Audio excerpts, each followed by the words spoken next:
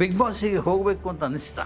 Big boss ಕೂಡ ಎರಡು ಥರ ಇದೆ ಸರ್. ಅದು ಈಗೆಲ್ಲ ಜನ ಮಾತಾಡ್ತಾರೆ, ಕೆಲವು ವಿಷಯಗಳನ್ನ ಮಾತಾಡ್ತಾರೆ.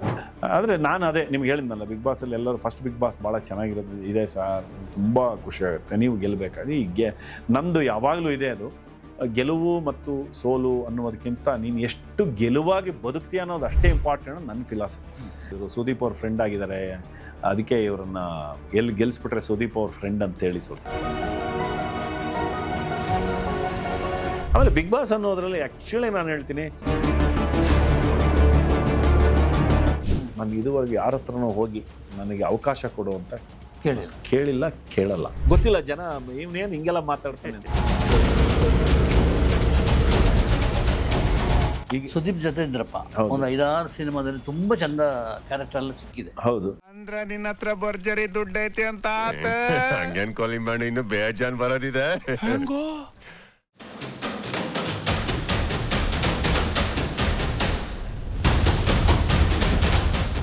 ಇಷ್ಟೆಲ್ಲ ಯೋಚನೆ ಮಾಡೋರು ಯಾವುದೋ ಒಂದು ಸಿಲ್ಲಿ ಕಾಮಿಡಿ ಮಾಡೋದು ಬೇಜಾರಾಗಲ್ವಾ? ಇಲ್ಲ, ಈಗ ನಾನು ಅದನ್ನೆಲ್ಲ ತುಂಬ ಬಿಟ್ಟಿದ್ದೀನಿ. ಈಗ ನಾನು ಸುದೀಪ್ ಜೊತೆ ಇದ್ರಪ್ಪ, ಒಂದು 5-6 ಸಿನಿಮಾದಲ್ಲಿ ತುಂಬಾ ಚಂದ ಕ್ಯಾರೆಕ್ಟರ್ ಎಲ್ಲ ಸಿಕ್ಕಿದೆ. ಹೌದು, ಈಗಿಲ್ಲ. ಹೌದು, ಯಾಕೆ ಇಲ್ಲ ಅದು ಗೊತ್ತಿಲ್ಲ. ಅದು ಅಂದರೆ ನನ್ನ ಪಾತ್ರಕ್ಕೆ ತಕ್ಕನಾಗಿ ಯಾವುದು ಸೃಷ್ಟಿ ಆಗಲಿಲ್ವೋ, ಅಥವಾ ಅವರಿಗೆ ಅರುಣನಿಗೆ ಈ ಥರದ ಪಾತ್ರ ಇದ್ದರೆ ಆ್ಯಕ್ಟ್ ಮಾಡಿಸುವ ಅವಕಾಶ ಕೊಡ್ಬೋದೇನೋ ಅನ್ನೋ. ಈಗ ನಾನು ಆ್ಯಕ್ಚುಲಿ ಬಿಲ್ಲಾರಂಗ ಭಾಷೆಯಲ್ಲಿ ಆ್ಯಕ್ಟ್ ಮಾಡ್ತಾ ಇದ್ದೆ. ಈಗ ಅದು ಸಿನಿಮಾ ಈಗ ಅಂದರೆ ಶೂಟಿಂಗ್ ಆಗಿ ನಿಂತಿದೆ, ಮತ್ತು ಶುರುವಾಗುತ್ತೆ. ಆ ಥರದ್ದು ಏನಿಲ್ಲ ಸುದೀಪ್ ಆ ಥರದ್ದು. ಆಮೇಲೆ ಇನ್ನೊಂದು ಸರ್, ನಾನು ಇದುವರೆಗೆ ಯಾರ ಹತ್ರನೂ ಹೋಗಿ ನನಗೆ ಅವಕಾಶ ಕೊಡು ಅಂತ ಕೇಳಿಲ್ಲ, ಕೇಳಲ್ಲ. ಆಮೇಲೆ ನಾನೇ ನನ್ನ ಅವಕಾಶವನ್ನು ಸೃಷ್ಟಿ ಮಾಡ್ಕೋತೀನಿ. ನಾನು ಮಕ್ಕಳ ಜೊತೆ ಕತೆ ಹೇಳ್ತೀನಿ, ಅಲ್ಲೇ ಆ್ಯಕ್ಟ್ ಮಾಡ್ತೀನಿ. ನಮಗೇನಾಗಿದೆ, ಸಿನಿಮಾದಲ್ಲಿ ಆ್ಯಕ್ಟ್ ಮಾಡ್ತೀವಿ ಅನ್ನೋದು ಒಂದು ವ್ಯಾವಹಾರಿಕವಾಗಿ ಹೌದು, ಅದ್ರ ಮೂಲಕ ಆಗುತ್ತೆ ಅನ್ನೋದು ಹೌದು ಸರ್. ನಾವು ಈಗೊಂದು ಹೇಳಿದ್ನಲ್ಲ, ಬಿಯಾಂಡ್ ಲಿಮಿಟ್ ಅಂತ, ಅದನ್ನು ನೀವು 10 ಜನರ ಎದುರುಗಡೆ ತುಂಬ ಒಳ್ಳೆಯ ನಾಟಕವನ್ನು, ತುಂಬ ಒಳ್ಳೆಯ ಕತೆ ಹೇಳೋದ್ರ ಮೂಲಕ ನಿಮ್ಮ ನಟನ ಎಚ್ಚರ ಮಾಡ್ಕೋಬೋದಲ್ಲ. ಬಟ್ ದುಡ್ಡು ನಾನು ಮಾಡ್ತೀನಿ. ನಾನು ಅದನ್ನೇ ಹೇಳಿದ್ನಲ್ಲ, ನಾನು ದುಡ್ಡು ಬೇಕಂದ್ರೆ ಮದುವೆಗೆ ಸೆಟ್ ಹಾಕೋತೀನಿ, ನಾನು ಹುಡ್ಕೋತೀನಿ. ನನ್ನ ಆತ್ಮಕ್ಕೆ ತೃಪ್ತಿ ಆಗುವಂಥದ್ದು ಸುಮಾರು ಕೆಲಸ. ಈಗ ಕುಮಾರವ್ಯಾಸನು ಹಾಡಿದನೆಂದರೆ ಕಲಿಯುಗ ದ್ವಾಪರವಾಗುವುದು, ಭಾರತ ಕಣ್ಣಲ್ಲಿ ಕುಣಿಯುವುದು, ಇದೇನೋ ಒಂದು ವರ್ಕ್ ಮಾಡ್ತಾ ಇದ್ದೀನಿ ಕುವೆಂಪು ಅವ್ರದ್ದು. ಇದನ್ನು ನಮಗೆ ಕಾರಂತರು ನಮಗೆ ತುಂಬ ಒಳ್ಳೆ, ಅಂದರೆ ಯೋಗ ನರಸಿಂಹನವ್ರು ಮ್ಯೂಸಿಕ್ ಮಾಡಿದರು. ಕುಮಾರವ್ಯಾಸನು ಹಾಡಿದನೆಂದರೆ ಕಲಿಯುಗ ದ್ವಾಪರವಾಗುವುದು, ಭಾರತ ಕಣ್ಣಲ್ಲಿ ಕುಣಿಯುವುದು, ಮೈಯಲ್ಲಿ ಮಿಂಚಿನ ಹೊಳೆ ತುಳುಕಾಡುವುದು ಅಂತ ಮಾಡಿಸಿ ಅದನ್ನು ಅವರು ಸೌಂಡು ಮತ್ತು ಇದು ಮಾಡಿದರು. ನಾನು ಮಕ್ಕಳೊಂದಿಗೆ ಏನೋ ಒಂದು ಕೆಲಸ ಮಾಡಬೇಕು. ಇದನ್ನು ಕುವೆಂಪು ಅವರ ಈ ಕುಮಾರವ್ಯಾಸ ಭಾರತದಲ್ಲಿ ಏನಿದೆ, ಇಡೀ ಕುಮಾರವ್ಯಾಸ ಭಾರತವನ್ನು ಅವರು ಒಂದು ಚಿಕ್ಕ ಪದ್ಯವನ್ನು ಮಾಡಿ ಅದರೊಳಗೆ ಇಡೀ ಕುರುಕ್ಷೇತ್ರವನ್ನು ಹೇಳ್ತಾ ವೈಶಂಪಾಯನ ತೀರದಲ್ಲಿ ಇದರಲ್ಲಿ ದುರ್ಯೋಧನನ ಸಾವಿನವರೆಗೆ ಹೇಳ್ತಾರೆ ಅವರು ಕುರುಕ್ಷೇತ್ರವನ್ನು. ಅದನ್ನು ಇಡೀ ಮಹಾಭಾರತದ ಖಂಡವಾಗಿ ಹೇಳುವುದು ಒಂದು, ಅಂದರೆ ಅದು ಎನ್ಲಾರ್ಜ್ಡ್, ಅದು ವಿಸ್ತಾರವಾದ ಭಾರತವನ್ನು ಹೇಳೋದನ್ನು ಕುವೆಂಪು ಅವರು ಇಷ್ಟೇ ಚಿಕ್ಕದ್ರಲ್ಲಿ ಅಷ್ಟೇ ವಿಸ್ತಾರವಾದ ವಿಜುವಲೈಸೇಷನ್, ಅದನ್ನು ಹೆಂಗೆ ಎಕ್ಸ್ಪೆರಿಮೆಂಟ್ ಮಾಡ್ಬೋದು. ಈಗ ನನಗೆ ನಾಡ್ದು ಇನ್ನೊಂದು ಎಕ್ಸ್ಪೆರಿಮೆಂಟ್ ಈಗ ಮೊನ್ನೆ ಮಾಡಿದೆ ನಾನು. ನಾನು ಎಲ್ಲೂ ಅದನ್ನು ಪ್ರಚಲಿತ ಅಲ್ಲ. ನಾನು 80 ಜನ ಈಗಾಗಲೇ ಒಂದು 150 ಜನ ಆಡಿಯನ್ಸ್ ನೋಡಿದ್ದಾರೆ. ಅಂದರೆ ಗೋವಿನ ಹಾಡಿನ ಕಥೆಯನ್ನು ಇನ್ ಬಿಟ್ವೀನ್ ದ ಲೈನ್ಸ್ನ ಹೇಗೆ ವರ್ಕ್ ಮಾಡಿದರೆ ಚೆನ್ನಾಗಿರುತ್ತೆ ಅನ್ನೋವಂಥದ್ದು, ಅದು ವರ್ಕ್ ಮಾಡಿದೆ. ತುಂಬ ಒಳ್ಳೆ ಇದಾಯಿತು. ಈಗ ಗೋಪಾಲಕೃಷ್ಣ ಅಡಿಗರ ಮಲೆಘಟ್ಟ ಸೋಪಾನ ಕೆಳಪಟ್ಟಿಯಲ್ಲಿ ಉರುಳು ಮೂರೇ ಉರುಳು ಕಡಲ ಕುದಿತದ ಎಣ್ಣೆ ಕೊಪ್ಪರಿಗೆ, ತೆಂಗುಗರುಗಳ ಬೀಸಿ ಕೈ ಚಾಚಿ ಕರೆದಳು, ಅಡಕೆ ಗೊನೆ ಗಿಲಿಕಿ ಹಿಡಿದಾಡಿಸಿದಳು, ಕಬ್ಬಿನಾಲೆಯ ತಿರುಪಿನಲ್ಲಿ ಕುಳಿತೆರೆದಳು ಅಜಶ್ರಧಾರೆಯ ಕರುಳ ತುಡಿತವನ್ನು, ಭತ್ತ ಗೋಧುವೆ ರಾಗಿ ಜೋಳ ಮರ ಮೌರಿಯಲ್ಲಿ ಮಾಂಸದ ಹಾಡು ನುಡಿಸಿದಳು. ಅಂದರೆ ಇದನ್ನು ಪ್ರಾಕ್ಟೀಸ್ ಮಾಡ್ತಾ ಇದ್ದೀನಿ. ಇದು ಬುಕ್ ನೋಡಿದ್ರೆ ನಾನು ತುಂಬ ಚೆನ್ನಾಗಿ ಇದನ್ನೇನೋ ಒಂಥರದ್ದು ಸೌಂಡ್ ಇಟ್ಕೊಂಡು ಏನಾದ್ರು ಒಂದು ಎಕ್ಸ್ಪೆರಿಮೆಂಟ್ ಮಾಡಿ, ಆಮೇಲೆ ಇದೇ ಬೇಕಾಗಿರೋದು ಅಂತ ನನಗನ್ಸೋದು. ಅಂದರೆ ಸಾಧ್ಯತೆಗಳನ್ನು ಹುಡುಕೋದು. ಒಂದು, ನೀವು ನಿಮಗಾಗಿ ಪರ್ಫಾರ್ಮರ್ ಆಗಿ ಅಥವಾ ನಿಮಗಾಗಿ ಆರ್ಟಿಸ್ಟ್ ಆಗಿ ನೀವು ಕಾಣುವ ಬೆಳಕು ಕೂಡ ಆರ್ಟೇ. ನೀವು ಮಾಡ್ತಾ 100 ಜನರಿಗೆ ತೋರಿಸುವುದ್ರ ಮೂಲಕ ತೋರಿಸಿ ವ್ಯವಹಾರ ಮಾಡೋದು ಆರ್ಟೇ. ಅಲ್ಲಿ ವ್ಯವಹಾರ ಇರುತ್ತೆ, ಅಲ್ಲಿ ವ್ಯವಹಾರಕ್ಕಾಗಿ ನಿಮ್ಮನ್ನು ನೀವು ಒಪ್ಪಿಸ್ಕೋತೀರಿ. ರಂಗಭೂಮಿ ಬರೀ ವ್ಯವಹಾರ ಅಲ್ಲ, ವ್ಯವಹಾರ 20%, 80% ಆರ್ಟೇ. ನನಗೆ ಆ ಥರದ್ದೇನೋ ಬೆಳಕು ಈಗೆಲ್ಲ ಆಯ್ತಲ್ಲ ನಮ್ಮದು. ಈಗ ಎಲ್ಲೆಲ್ಲೋ ನಡೆದು ಕುಣಿದು ಎಲ್ಲ ಆಗಿದೆ. ಈಗ ಎಲ್ಲೆಲ್ಲೋ ಇನ್ನೇನು ಮಾಡೋಕ್ಕಾಗತ್ತೆ, ನಾನು ಇನ್ನೇನು ಸಾಧ್ಯತೆಗಳನ್ನು ಹುಡುಕಕ್ಕೆ. ಅಂದರೆ ಇದು ಯಾವುದು ಕೂಡ ಅಲ್ಲ, ನನಗೆ ಬತ್ತಬಾರದು ಅಂತ. I am not A senior citizen, ದಯವಿಟ್ಟು ಹೇಳ್ತೀನಿ. ನಾನು ಕಾರ್ಡು ತೊಗೊಂಡು, ಅದಕ್ಕೆ 36 ಅಂತ ಹೇಳೋದು. ನಾನು ಕಾರ್ಡು ತೊಗೊಂಡಿಲ್ಲ. ನನಗೆ ಅಲ್ಲ ಗೊತ್ತಿಲ್ಲ, ಜನ ಇವನೇನು ಹಿಂಗೆಲ್ಲ ಮಾತಾಡ್ತಾನೆ ಅಂತ. ಅಲ್ಲ, ನಾನು ನಿಜವಲ್ಲ ಇಲ್ಲ, ನಾನು ಇನ್ನೇನೋ, ನಾನು ಇನ್ನೂ ಹೆಂಗಾಗ್ಬೇಕು, ನನಗಿನ್ನೂ ಏನೇನೋ ಹುಡುಕಾಟ ಹುಡುಕಾಡಬೇಕು, ಒದ್ದಾಡಬೇಕು, ಹುಚ್ಚಿನಾಗಿರ್ಬೇಕು. ಹುಚ್ಚತನ ಅಂದರೆ ಒಳ್ಳೆ ಹುಚ್ಚತನ. ನಂಗೆ ಇನ್ನೇನೇನೋ ಮಾಡ್ಬೇಕು. ಎಲ್ಲೋ ಈಗ ಅಂದ್ಕೋತಾ ಇದೆ, ಎಲ್ಲೋ ಚೌಡಿಕೆಯವ್ರ ಜೊತೆ ಒಂದು 10 ದಿನ ಇರಬೇಕಪ್ಪ ಅಂತ. ನಾನು ಸಮಯವನ್ನು ಸಾಯಿಸ್ಲಿಕ್ಕೆ ಹುಟ್ಟಿದವನು. ಸಮಯ ನನ್ನನ್ನು ಸಾಯಿಸುವ ಮೊದಲು ನಾನು ಸಮಯವನ್ನು ಸಾಯಿಸ್ಲಿಕ್ಕೆ ಹುಟ್ಟಿದವನು. ನನ್ನ ಹತ್ರ ಸಮಯವನ್ನು ವೇಸ್ಟ್ ಮಾಡುವ ಇದಿಲ್ಲ. ನಾನು ಸುಮ್ಮನೆ ಕೂತ್ರೆ ಏನಾರು ಯೋಚನೆ ಮಾಡ್ತಿರ್ತೀನಿ, ಏನಾರು ಇದು ಮಾಡ್ತಿರ್ತೀನಿ. ನಂದದು ಡೈರಿಯ ಮೊದಲ ಪದ ಅದು. ಏನು ಹೇಳಿ? ಸಮಯ ನನ್ನನ್ನು ಸಾಯಿಸುವ ಮೊದಲು ನಾನು ಸಮಯವನ್ನು ಸಾಯಿಸಬೇಕು ಅಂತ. ಅಂದರೆ ನೀವು ಪೂರ್ಣವಾಗಿ ಅನುಭವಿಸುವುದರ ಕಡೆಗೆ ನಿಮ್ಮನ್ನು ಕೊಟ್ಕೊಳ್ಬೇಕು. ಈ ಕಡೆಗೇನೋ ಸಾಹಿತ್ಯ ಓದ್ತಿರ್ತೀನಿ, ಈ ಕಡೆಗೇನೋ ತಲೆಹರಟೆನೂ ಮಾಡ್ತಿರ್ತೀನಿ. ಕೆಲವು ಸರಿ ಪಾಪ ಬರೀತಾರೆ, ಇವನು ಹುಚ್ಚ, ಇವನು ಸರಿ ಇಲ್ಲ ಅಂತಲೂ ಬರೀತಾರೆ. Don't worry. ನಾನು ಹೇಳಿದ್ನಲ್ಲ, ನನ್ನ ಅಂತರ್ಧ್ವನಿಯನ್ನಷ್ಟೇ ಕೇಳ್ತೀನಿ. ಬಾಹರ್ ಧ್ವನಿ ಇದೆಯಲ್ಲ, ಬೇರೆ ಯಾರು ಏನು. ಮಕ್ಕಳು ಇದನ್ನೆಲ್ಲ ಕೇಳ್ತಾರ? ಅವರು ಹಾಗೆ ಅಲ್ವಾ. ನನ್ನ ಮಗಳು ಹಂಗೆ SLC ಬಿಟ್ಟಲು, ಅವಳು 84% ಅವಳು. She want to do art, music. ಆಮೇಲೆ ಅವಳೆಲ್ಲ ಬಾಂಬೆಲಿದ್ದಾಳೆ. ಮೊನ್ನೆ ಅಮೀರ್ ಖಾನ್ ಅವ್ರದ್ದು ಒಂದು ಡಾಕ್ಯುಮೆಂಟ್ರಿಗೆ ವಾಯ್ಸ್ ಮ್ಯೂಸಿಕ್ ಮಾಡಿದ್ಲು. ಆಮೇಲೆ ಥಿಯೇಟ್ರ್ ಮಾಡ್ತಿರ್ತಾಳೆ. ಈಗ ಕೇರಳದಲ್ಲಿದ್ದಾಳೆ. ಅವಳು ವೇದದಲ್ಲಿ ತುಂಬ ಒಳ್ಳೆ ರೋಲ್ ಮಾಡಿದ್ರು. ಶಿವಣ್ಣ ಅವ್ರಿಗೆ ಒಂದು ಒಳ್ಳೆ ಅವಕಾಶವನ್ನು ಮಾಡಿಕೊಟ್ರು. ಅದಾದ್ಮೇಲೆ ತುಂಬ ಅವಕಾಶ ಬಂತು. ಅವಳೇ ಅದನ್ನು ಸ್ವಲ್ಪ ತಡೆ ಹಿಡಿದಿಲ್ಲ. ನಾನು ಬೇರೆ ಈಗ ಹೆಗಣ ಮುದ್ದು ಅಂತೆಲ್ಲ ಧನಂಜಯ ಪ್ರೊಡಕ್ಷನಲ್ಲಿ ಮಾಡಿದ್ದಾಳೆ, ತುಂಬ ಚೆನ್ನಾಗಿ ಮಾಡಿದ್ದಾಳೆ. ಅಂದರೆ ಅವ್ರದ್ದೇ ಆದಂಥ ಒಂದು ಇದನ್ನ ಕಡೆ. ಆಮೇಲೆ ಅವಳು ನನಗೆ ಕೇಳಿದ್ದಷ್ಟೇ, ಅಪ್ಪ ನಾನು ಓದಲ್ಲ ಅಂದು. ಯಾಕಮ್ಮ ಅಂದೆ. ನನಗೆ ಕಾಲೇಜಿಗೆ ಹೋಗೋ 5 ವರ್ಷದಲ್ಲಿ ನಾನೇನೋ ಅಂದ್ಕೊಂಡಿದ್ದೀನಿ, ನಾನು ಸಿಂಗರಾ, ಪೇಂಟರಾ, ಅಥವಾ ನಾನು ಬೇರೆ ಏನು ನಾನು ಅಂತ ಹುಡ್ಕಾಡಕ್ಕೆ ನನಗೆ 5 ವರ್ಷ ಬಿಡು, ನೀನು ಡೋಂಟ್ ವರಿ, ನನ್ನ ಲೈಫನ್ನು ನಾನು ನೋಡ್ಕೋತೀನಿ ಅನ್ನೋದು. ನನ್ನ ಮಗನೂ ಹಾಗೆ. ಅವನು SLC. ಪಾಪ ಅವನಿಗೆ ಡಿಸ್ಲೆಕ್ಸಿಕ್ ಇತ್ತು, ಅವನು ಒದ್ದಾಡೋನು ಓದೋದಕ್ಕೆ. ಅವನಿಗೆ ತುಂಬ ಅವಮಾನಗಳಾಯಿತು ಅಂದರೆ ಸ್ಕೂಲ್ಗಳಲ್ಲಿ. I am not blaming school, but ನಮ್ಮ ಸಮಾಜ ಸ್ಥಿತಿ ಆಗಿದೆ. ಅವಾಗ ಹೇಳಿದ್ನಲ್ಲ ನಿಮಗೆ, ಮಕ್ಕಳನ್ನು ಅವಮಾನಿಸೋದು ಯಾಕೆ ಅಂದರೆ ನಾವೊಂದು ಫ್ರೇಮ್ ಮಾಡಿ ಇಟ್ಬಿಟ್ಟಿದ್ವಿ ಎಜುಕೇಷನಲ್ಲಿ. ಒಂದು ಮಗು ಈ ರೇಂಜಲ್ಲಿ ಓದಬೇಕು ಅಂತ. ಒಂದೇನೋ ಅಂತ ಯೋಚನೆ ಮಾಡಿದ್ರೆ, ನಾಟ್ ಎ ಗುಡ್ ಸ್ಟೂಡೆಂಟ್. ಯಾಕೆ ನಾವು ಬದುಕ್ತಾ ಇಲ್ವಾ? ಎಷ್ಟು ಜನ ಬದುಕ್ತಾ ಇಲ್ಲ? ಯಾರೋ ಕಾಮತ್ ಅಂತಿದ್ದಾರೆ ನೋಡಿ, ಈ ಶೇರ್ ಇದರಲ್ಲಿ. ಏನು ಓದಿದ್ದಾರೆ ಅಣ್ಣ ತಮ್ಮ? ನಿಮಗೆ ಅದಕ್ಕೆ ಹೇಳಿದ್ದು, ಈ ಮನಸ್ಸಿದೆಯಲ್ಲ ಸರ್, ಎಲ್ಲವನ್ನು ಮೀರಿದ್ದನ್ನು ಯೋಚನೆ ಮಾಡುವ, ಎಲ್ಲವನ್ನು ಮೀರಿದ ಸಾಧ್ಯತೆಗಳನ್ನು ಹುಡುಕುವಂಥ ಒಂದು ದೊಡ್ಡ ಮಿಷಿನ್ ಅಂತ ಹೇಳ್ಬೋದು. ಈ ಎಗೆ ಏನೂ ಅಲ್ಲ ಸರ್. ನಾನು ಕೆಲವರಿಗೆ ಹೇಳ್ತೀನಿ, ಅರುಣ್ ಸಾಗರ್ ಇನ್ಸ್ಟಿಂಕ್ಟ್ ಅನ್ನೋದೇ AI ಅಂತ ನನಗೆ. ಆಮೇಲೆ ನೀವು AI ಅನ್ನೋದು ಕಮೆಂಟ್ ಮಾಡಬೇಕು ಅಂದರೆ ನಿಮ್ಮ ವಿಜುವಲೈಸೇಷನ್ ಅಷ್ಟು ಪವರ್ಫುಲ್ ಆಗಿರಬೇಕು, ನಿಮ್ಮ ಓದ್ ಹಂಗಿರಬೇಕು.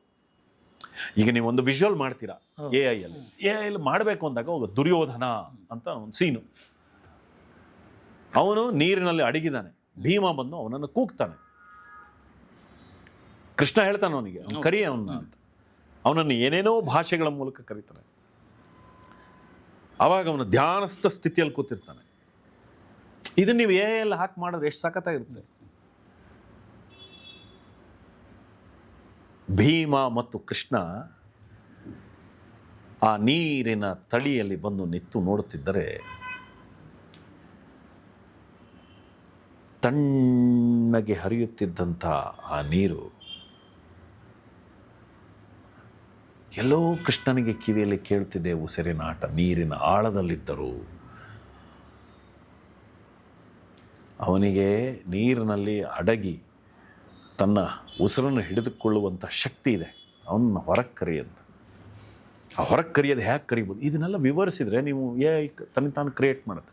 ಆದರೆ ದುರ್ಯೋಧನ ಅನ್ನುವಂಥ ಕ್ಯಾರೆಕ್ಟ್ರು AI ಈಗಾಗಲೇ ಅವ್ರ ಕೆಲಸ. ಆಮೇಲೆ AI ಅನ್ನೋದು ಭಾಳ ಸಾಮಾನ್ಯವಾದ್ದಲ್ಲ ಸರ್. AI ಅಷ್ಟೆಲ್ಲ. ಈಗ ನಿಮ್ಗೆ 2 ನಿಮಿಷದಲ್ಲಿ ನಿಮಗೆ ಅದೊಂದು ಇಮೇಜನ್ನು ಕ್ರಿಯೇಟ್ ಮಾಡಿಕೊಡ್ತಾರೆ ಅಂದರೆ, ಅದು ಈಗಾಗಲೇ 25-30 ವರ್ಷದಿಂದ ಹಿಂದೆನೇ ಕೆಲಸ ಮಾಡ್ತಾ ಇದ್ದಾರೆ ಸೈಂಟಿಸ್ಟ್ಗಳು. ಸುಮ್ಮನೆ ಅಲ್ಲ ಅದು. ಈಗ ನಮಗೆ ಒಂದು ಲ್ಯಾಪ್ಟಾಪಿಗೆ ನಾವು ಹೆಚ್ಚಾದ ತಕ್ಷಣ ಏನು ಮಾಡ್ತೀವಿ, ಎಕ್ಸ್ಟ್ರಾ ಒಂದು 1 TBದು ತಗೋತೀವಿ. ಆ 1 TB ಹಾರ್ಡ್ ಡಿಸ್ಕಲ್ಲಿ ಹಾಕಿಡಬೇಕು. ಈಗ ಎಷ್ಟು ದೊಡ್ಡ ಹಾರ್ಡ್ ಡಿಸ್ಕ್ ಬೇಕು ಗೊತ್ತಾ? ನಿಮಗೆ ಒಂದೊಂದು ಕಂಟೈನರ್ ಥರ ಬೇಕು ಅದಕ್ಕೆ. ಅದು ಅಷ್ಟು ಪವರ್ಫುಲ್ ಅದು ನೀವು ಅಂಥದ್ದನ್ನು ನೀವೇನಾದ್ರು ಇಡಬೇಕು ಅಂದರೆ ಸಮುದ್ರ ಮತ್ತು ನೀರಿನ ಪಕ್ಕದಲ್ಲಿ ಇರಬೇಕು. ಅದರಿಂದನೂ ಪೊಲ್ಯೂಷನ್ ಆಗುತ್ತೆ. ಸುಮ್ಮನೆ ಅಲ್ಲ ಏನು ಕೂಡ. ಎಲ್ಲರೂ ಎ ಬಗ್ಗೆ ಏನೇನೋ ಮಾತಾಡ್ತಾರೆ. ಅನ್ನೋ ಸೈನ್ಸೇ ಬೇರೆ, ಆದರೆ ತುಂಬ ಒಳ್ಳೆಯದು ಹೌದು, ಅದರಿಂದ ಅಷ್ಟೇ ಕೆಟ್ಟದ್ದು ಆಗುತ್ತೆ.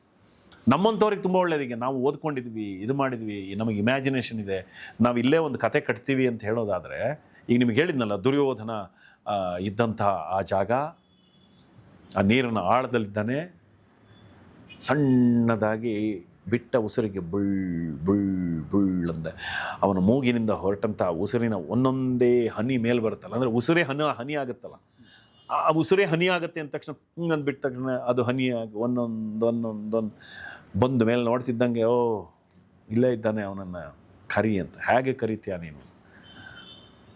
ಅವಾಗ ದುರ್ಯೋಧನ ಅವನ ಕರೀತಾನಲ್ಲ, ಬಾ ನೀನು ಏನು ಷಂಡನಾಗಿ ಒಳಗೆ ಕೂತಿದ್ಯಾ ನೀನು, ಹೆದರಿ ಬಾರೋ ಅಂತ ಕೂಗಿದ. ಅವನಿಗೆ ಹೆಂಗೆ ಕಿವಿಯಲ್ಲಿ ಕೇಳಿಸ್ಬೇಕು, ಆ ಸೌಂಡನ್ನು ಹೆಂಗೆ ಇಮ್ಯಾಜಿನ್ ಮಾಡಬೇಕು, ಆ ಸೌಂಡ್ ಹೋಗಿ ಅವನಿಗೆ ಹೆಂಗೆ ಕೇಳಬೇಕು, ಅವ್ನು ಹೆಂಗೆ ಮೇಲೆ ಬರಬೇಕು, ಅವ್ನು ಬರ್ಬೇಕಾರೆ ಇಡೀ ನೀರೆಲ್ಲ ಉಕ್ಕಿ ಏನು ಆಕಾರಕ್ಕಾಗಿ ಆಕಾಶಕ್ಕೆ ತಗ್ಬೋದು ನೀರು, ಅವನು ಅಷ್ಟೆತ್ತರಕ್ಕೆ ಬರ್ಬೋದು, ಅವ್ನು ಬರೋಕ್ಕಿಂತ ಮುಂಚೆನೇ ನೀರು ಬರ್ಬೋದು ಮೇಲೆ.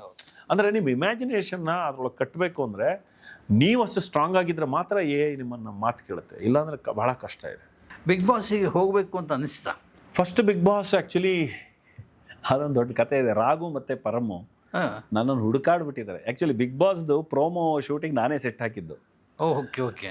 ಕೊನೆಗೆ ರಾಘವೇಂದ್ರ ಹುಣಸೂರು ಏನಿದ್ದಾನೆ ಅವನು, ನಾನು ಈಗೆಲ್ಲ ಅವನು ETV ಪ್ಲಸ್ ಸುವರ್ಣ ಎಲ್ಲ ವರ್ಕ್ ಮಾಡಬೇಕಾದ್ರಿಂದ very very talented, even Param also. ಇದು ಅವರು ಆ್ಯಕ್ಚುಲಿ ಮತ್ತೆ ETVನೇ ಅಲ್ಲ, ಈ ಫಸ್ಟ್ ಬಿಗ್ ಬಾಸ್ ಆಗಿರೋದು ETV. ಆ ಸಂದರ್ಭದಲ್ಲಿ ನಾನು ಅಲ್ಲಿ ಸೆಟ್ ಹಾಕಿದ್ದೆ. ಒಂದಿನ ರಾಘು ಕೇಳಿದೆ, ಸರ್ ನೀವು ಬಿಗ್ ಬಾಸಿಗೆ ಬಂದ್ಬಿಡಿ ಸರ್, ಚೆನ್ನಾಗಿರುತ್ತೆ. ಇಲ್ಲ ಕಣ, ಬೇಡ, ನನಗೆ ಬಿಗ್ ಬಾಸ್ ಫಾರ್ಮೇಟು ಗಿರ್ಮೇಟೆಲ್ಲ ನನ್ನ ಲೈಫಲ್ಲಿ ತುಂಬ ಏನೋ ಮತ್ತೆ ಅದೇ ಥರ ಬೇಡ. ನಾನೇನು ಹಿಂದಿಗೆ ಬಿಗ್ ಬಾಸ್ ಏನು ನೋಡಿರಲಿಲ್ಲ, ಸತ್ಯವನ್ನು ನೋಡಿರಲಿಲ್ಲ. ಅಂದರೆ ಎಲ್ಲೋ ಒಂದು ಹಿಂಗೆ ಏನೋ ನೋಡ್ಬೇಕಾ, ಇದು ಈಗ ಬಿಗ್ ಬಾಸ್ ಓಕೆ ಅಂತ ಸುಮ್ಮನೆ ಅದನ್ನೇನೋ ಫಾಲೋ ಮಾಡೋದಾಗಲಿ ಏನೂ ಮಾಡಿರಲಿಲ್ಲ. ಬಟ್ ಒತ್ತಾಯ ಮಾಡಿದ್ರು, ಇಲ್ಲ ಬರಲ್ಲ ಅಂದೆ. ಕೊನೆಗೆ ರಾಘು ಪರಮ್ ತುಂಬ ಇದು ಮಾಡಿದರು, ನಾನು ಬರಲ್ಲ ಅಂತ ಒಂದಿಷ್ಟು ದಿನ ತುಂಬ ಪ್ರೆಷರ್ ಮಾಡಿದರು. ಕೊನೆಗೆ ನಾಳೆಲ್ಲ ನಾಡ್ದು ಹೋಗಬೇಕು ಅಂದರೆ ನಾನು ಫಿಕ್ಸ್ ಮಾಡಲಿಲ್ಲ. ನಾನೇನು ಮಾಡಿದೆ, ಮನೆಯೊಳಗಿದ್ದು ನನ್ನ ಹೆಂಡ್ತಿಗಳು ಬಂದಿದ್ರು ಪಾಪ, ನಾನು ಇಲ್ಲ ಅಂತ ಹೇಳು ಅಂತ. ಇವಳು ಹೋಗಿ ಇಲ್ಲ ಅಂತ ಹೇಳಿ ಅವರಿಬ್ಬರು ಅಲ್ಲೇ ಕೂತಿದ್ರು, ಅಂದರೆ ಕಾರಲ್ಲಿ, ಇಲ್ಲ ಇಲ್ಲೇ ಇದ್ದಾರೆ, ಹೆಂಗಾದ್ರೂ ಮಾಡಿ ಇರಬೇಕು ಅಂತ.